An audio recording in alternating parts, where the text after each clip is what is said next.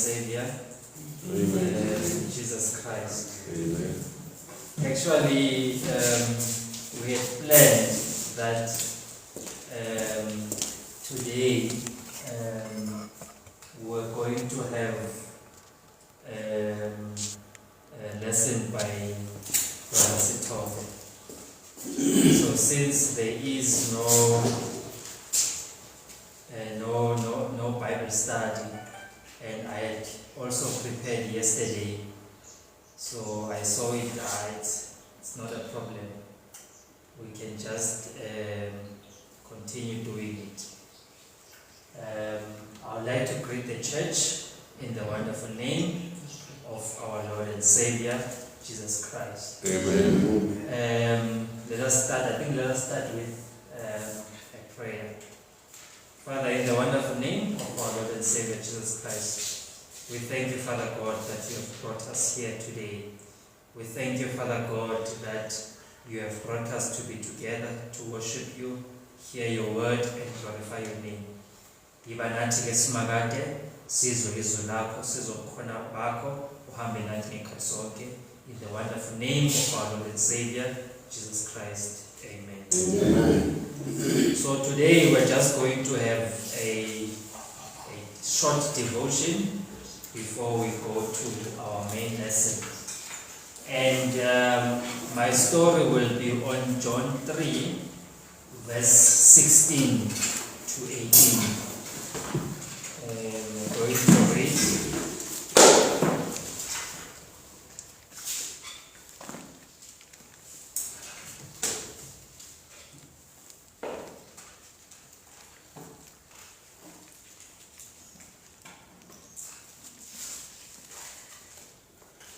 And then whoever has found will read it for us.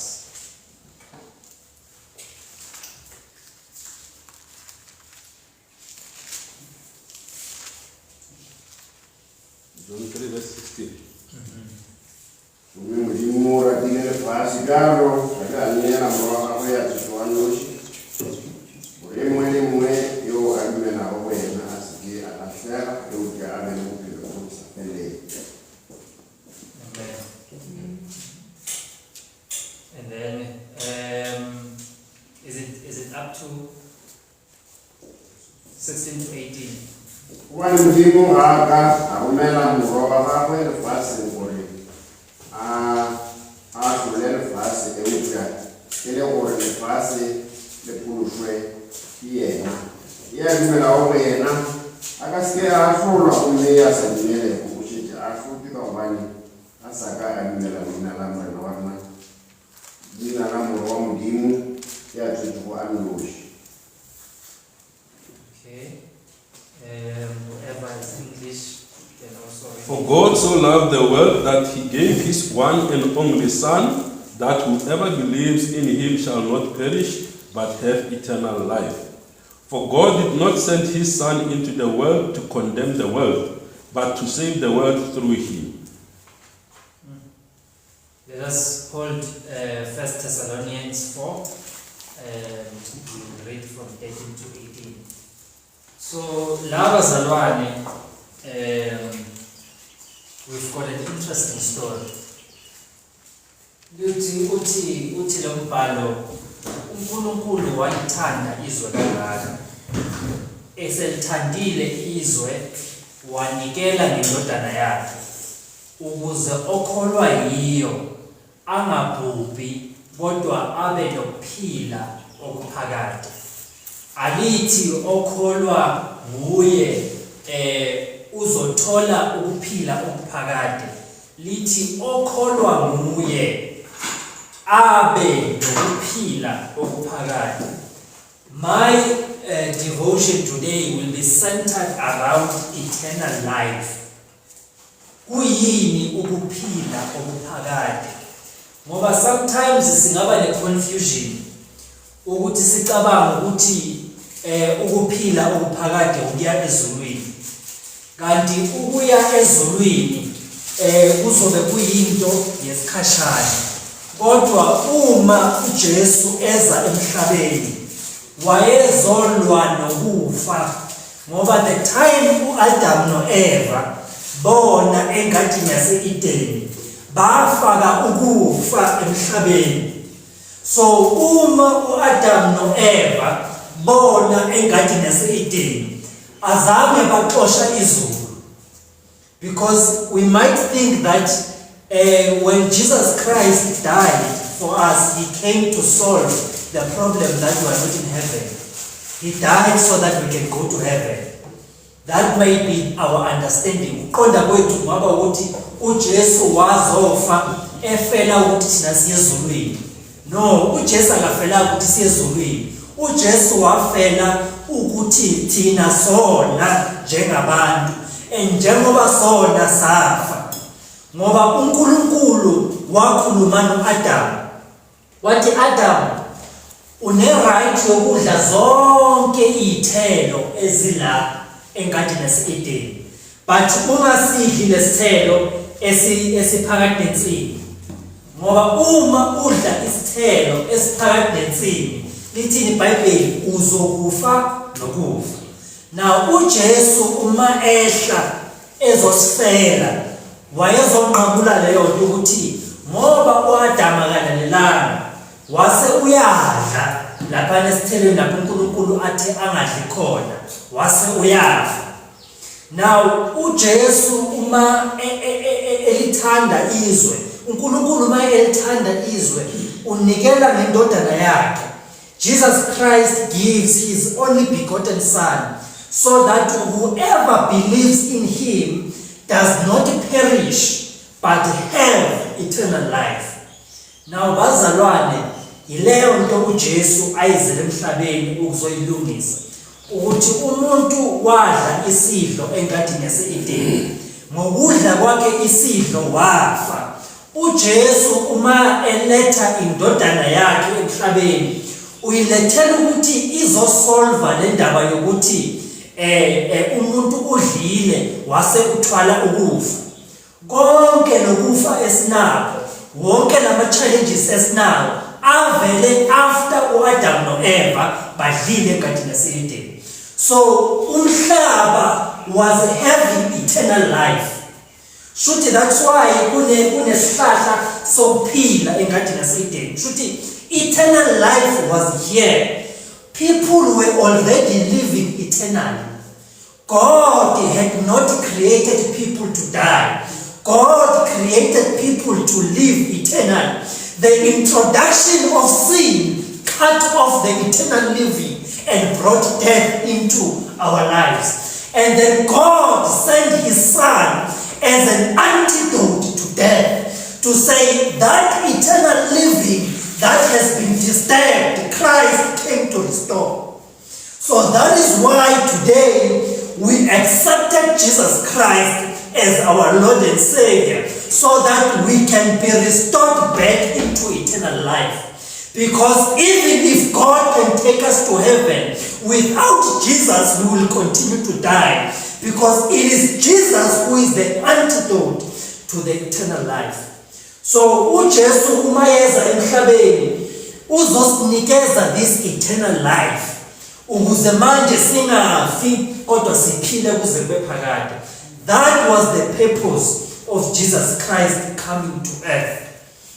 So la uJesu mayefika, ufika abantu bakwi stage lapho khona bafa khona.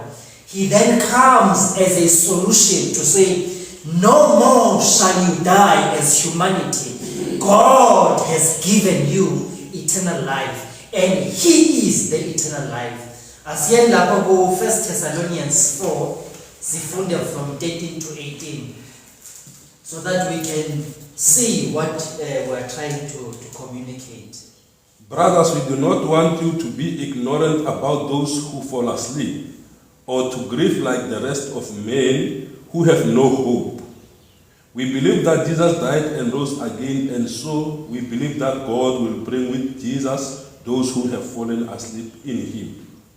According to the Lord's own word, we tell you that we who are still alive, who are left till the coming of the Lord, will certainly not precede those who have fallen asleep.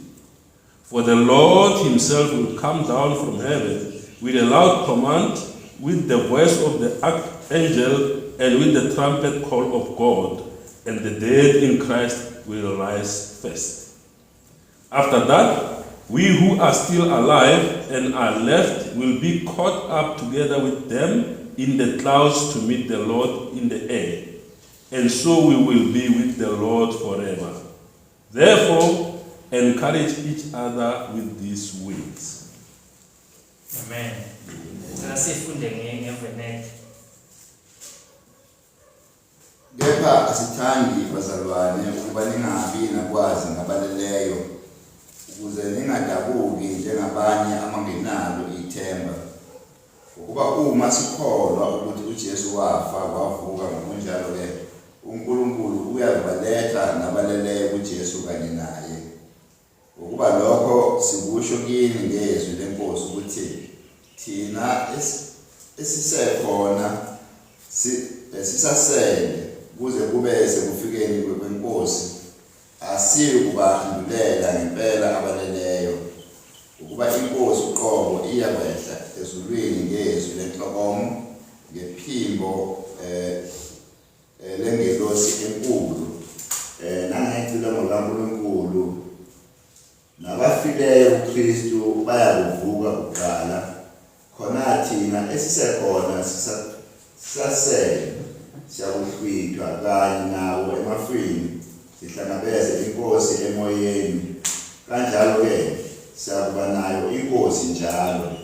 Ngakho-ke duduzanani ngalawo mazwi. Amen.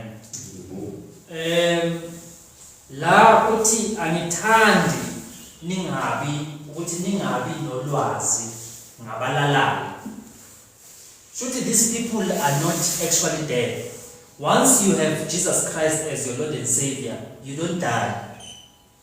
Why don't you die? Because by receiving Jesus Christ as your Lord and Savior, you have received eternal life. Bazalwane, we are not going to eternal life. When you receive Jesus Christ as your Lord and Savior, you already have eternal life. You will no longer die. You are already on the eternal life. Shothi uma wamukela uJesu njengenkosi nomsindisi, usuphila ekuphileni okuphakade already. Awusayi ekuphileni okuphakade because thina singaba ne-confusion yokuthi sisazoya ekuphileni okuphakade. We are still going to the eternal life. No, we are not going to the eternal life. We are in the eternal life. We are already living forever. There will be a time where we will sleep, but we will wake up again. We no longer die, we sleep. That's why angithandi ningabi nalwazi ngabalalayo. Nangesikhathi kuyovusa uLazarus, bathi abafundi bakhe othandiwe wakho ufile. Now Jesus Christ has to explain to them what is happening. Now, once we have received Jesus Christ as our Lord and Savior, we no longer die. We are not waiting for eternal life. We are waiting for the eternal age. There's a difference between eternal life and eternal age. Eternal age is where death is no longer there. But death is still there, but it does not affect Christians. It affects those who are not Christians. So the eternal age is where death will be taken and thrown in the lake of fire. That's what the Bible says. Lithi Bible ukufa noSathane kuyothathwa kuyolahlwa elokhuzaneni echibini lomlilo. Lapho siyobe sesiphila endaweni yokuphila phakade lapho khona ukufa kungasekho khona. But la esiphila khona namhlanje ukufa kukhona kodwa thina sinakho ukufa ngoba uJesu uphila kwethu phakade. So ma thina samukela uJesu njengabazalwane, we must understand ukuthi sikuko ukuphila phakade. We are already in the eternal life. We are already, death has lost its power upon us. We will no longer die. We are already in the eternal life. All we are waiting for now is the coming kingdom of God to be established upon this earth. And then we continue living with God. But eternal life, we have accepted Jesus Christ as our Lord and Savior. We have been baptized and received a new life. We are living, already we are living a new life. We are in the eternal life. We are just waiting for the coming of Jesus Christ so that he can establish his kingdom upon this earth. So we must have that courage, bazalwane, ukuthi sikuko ukuphila okuphakade. Noma ngabe kwenzakalani, but sikuko ukuphila okuphakade. For God so loved the world that he gave his only Son, so that whoever believes in him shall not perish but have eternal life. Ukufika kukaJesu la mhlabeni bazalwane kusilethele that eternal life. So uma ngabe one of us dies, kusho ukuthi he has just departed from our presence, but he has not really died. He has gone to a place. In the Bible, there is a place where people are waiting. They are waiting for the coming. So, waiting room.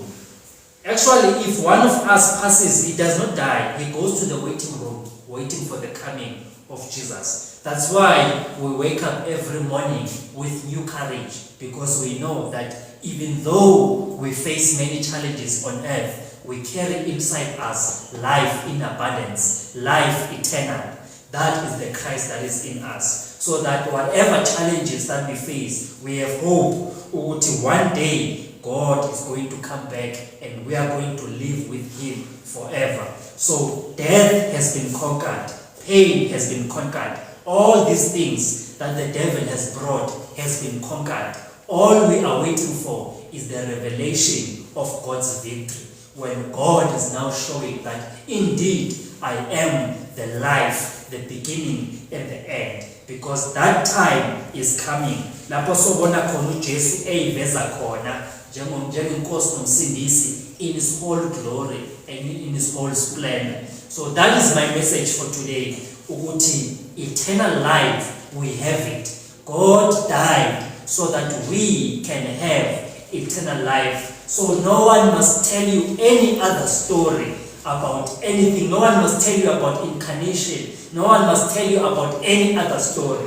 We have eternal life within us. This should encourage us in every challenge and every circumstance that we go through. It should encourage us that we carry the eternal life within us. We are no longer dead. We will no longer die, but we will continue to live with God in encouragement. It should give us peace within us. It should give us encouragement, and we should be happy in our spirit that Jesus Christ has won for us. He has conquered death on our behalf. We will no longer die, but we will meet him. Funa lento isinikeza ukuthula ukuthi njengoba samukela uJesu njengenkosi nomsindisi, samgwinya samfaka ngaphakathi, sinokuphila okuphakade okungaphakathi kithi esihamba nakho uNkulunkulu asipha kona ngenxa yothando lukaNkulunkulu. Ngiyabonga. Amen.